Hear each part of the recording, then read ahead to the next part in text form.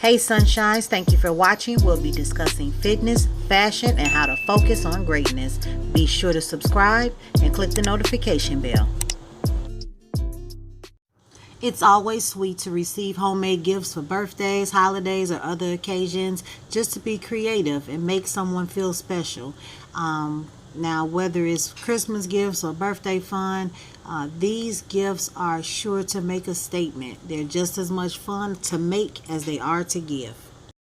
Do-it-yourself bath salts. What you'll need are essential oils of your choice, pink Himalayan salt, Epsom salt, glass jars, a funnel, some pretty ribbon, and labels are optional. What you want to do first is mix both salts half and half and go ahead and funnel it in the container of your choice so that you'll know how much salt you need for each container. Pour the salt back in a small mixing bowl. Add essential oils, 6 drops of each, 3 cents maximum. Funnel back in the jar. Cover it, tie it with a pretty ribbon, and attach a label with the ingredients, which is optional. My best scents are wild orange, grapefruit, and lemongrass. The glasses or containers that you can get from the dollar store, thrift store, some you may have even laying around your house, go ahead and give it a try and be sure to tag me when you do.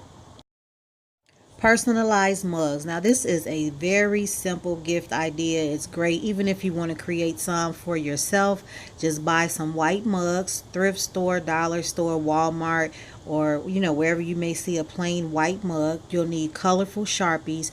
The oil-based Sharpies work best on the permanent Sharpies, just the regular Sharpies. Draw your design on the cup. Allow it to dry overnight. Bake in the oven 30 minutes at 350 degrees. Now these cups will be hand wash only. Don't use in the dishwasher. Let me see what ideas you come up with.